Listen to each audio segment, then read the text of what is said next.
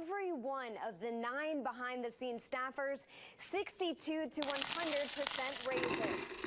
And remember, a large portion of state employees, nothing.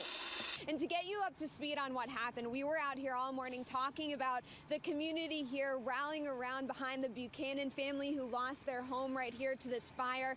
But this happened on Sunday morning, so you don't expect to smell smoke like we did just a few minutes ago. So when my photographer and I came out here, we saw some hot spots flaring up back here to the point where we needed to call 911. Just behind me, we have some trees that are down, blocking the road completely this way. And the scariest thing that we saw this morning was a school bus just tried to get through this and actually did pass through here. It is unclear if he will return to private practice, but what is clear is that he will never return here to the Capitol serving, because part of that plea deal is that he can never run for public office again. People take this very seriously. Some people not being able to move from their spot when they're glued to their TV, but here in Tampa, those superstitions are alive and well. Check out this Bama fan from Birmingham area. He has worn this shirt every game for the past 5 years. And yes, he does wash it. These $2 bills are floating all around Tampa.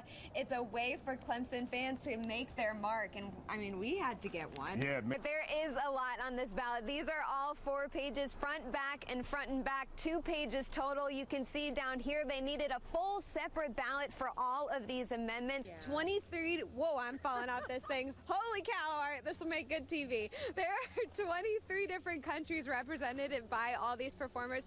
Ashley Vargas with me. She's from Tampa, so not really that interesting, but still really cool. So just tell us a little bit about what we're seeing right now. Last night we saw more than 1 inch at the Birmingham airport, and that is more than 10 times the amount of rainfall we've seen here in the past few weeks. So it has made a little bit of an impact here at Lake Purdy, but you can see all these rocks around me. The water should be covering these. So even though we are seeing some relief, still a long way to go. Reporting live at Lake Purdy, Sarah Cantey, CBS 42 News. Down power lines here in Marion County, and you can see these huge trees just completely uprooted. And this doghouse was thrown from about 100 feet away, but that's nothing compared to having the storm come right into your living room. Richard McGuire thought he was out of the storm's path when the storm came to him. Well, I saw all that falling in on me. No, I sat right there because I didn't have time to go nowhere. I don't know where I went. I wouldn't have went out here. This piece of metal acting as a cover over his head, able to get out without a scratch. That's where all that come down on me, you know, but it just come quick. And just like that, destruction. It's no more. Nothing no more, you know. I mean, nothing to that. All this damage happening in a matter of seconds, and now it's going to take a long time to rebuild. Behind the back. Aiden and Owen. Yeah, pound it. This 10-year-old boy and Birmingham Southern College junior have a special bond through sports. I kind of want to go to the Hawks game. Owen's the coach and Aiden an eager student. He loves to learn. He's very competitive, which is always great for a coach and a trainer. He wants to always do anything he can do to be better. Good. It's really fun, and it teaches me a lot about sport, not even sports, about sportsmanship. Like always, supporting your team. Owen was Aiden's flag football coach 2 years ago. And there was one Saturday whenever I think there'd just been a little lackluster attendance at games. Parents are all cold, they're sitting bundled up, nobody's yelling for the kids. Until Owen recruited his fraternity brothers to transform into cheerleaders. It was like 42 degrees outside, and they were cheering the team. And so I was just really attracted to Owen's commitment, to his passion. Switch. It's this passion that's the perfect fit to make Aiden Olympic ready. I've always had to find a way to shoot it over somebody or run through under somebody. But in August, it'll be his chance to compete with people just like him. Owen didn't hesitate when Aiden's mom asked him to volunteer his time to prepare Aiden for the World Dwarf Games. And even though Aiden may not be just like Owen, the college junior says this 10-year-old teaches him some pretty big life lessons. Just seeing kind of how he lives his life and seeing how positive he is. In Homewood, Sarah Cantey, Ready? CBS 42 News. Switch.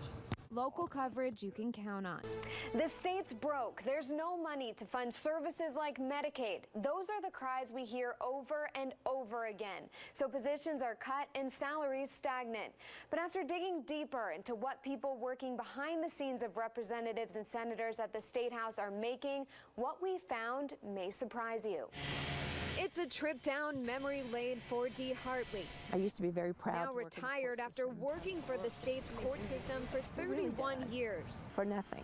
That's how she feels about the end of her state service. We would lose usually 2 employees per division each time the new budget came out. Expected to do more with less. Expected to get the work done. The phones just ring constantly. What kind of raise did you see? Anything? No. None. Not a penny more. Had not received a cost of living, had not received any merit raises, nothing. In her last 3 years working, Dee was one of nearly 30,000 state employees, the majority on the merit system, a system that's supposed to take the politics out of hiring, firing, and raises. With a set pay scale, once you hit the top, that's it, no more raises. But working in the State House, a lot of positions are non-merit, so lawmakers set the staffers' salaries. Using public records, I went employee by employee, working behind the scenes at the State House, the secretaries, the clerks, the staff of lawmakers. Putting each one of their salaries back to back, what our investigation found, some employees are getting big raises.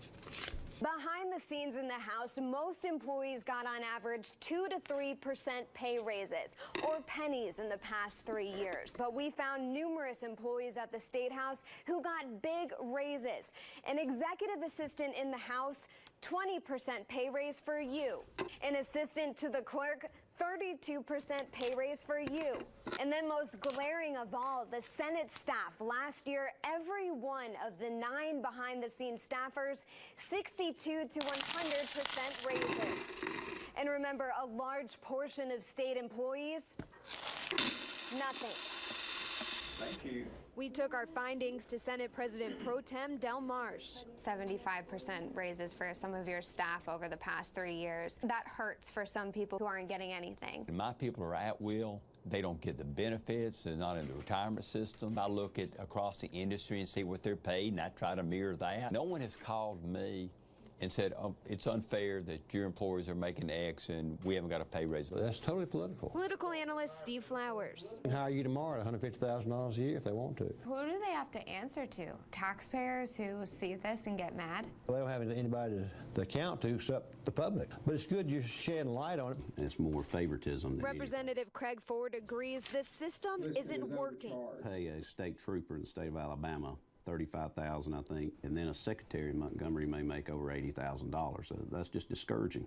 It really makes me feel angry. If you had the opportunity to speak to someone like Del Marsh or whoever is involved in getting these raises, what would you say to them? I would really like just to drag him around to the offices to see how much work is done, how hard these people work, but yet and they come back and they do it on a daily basis.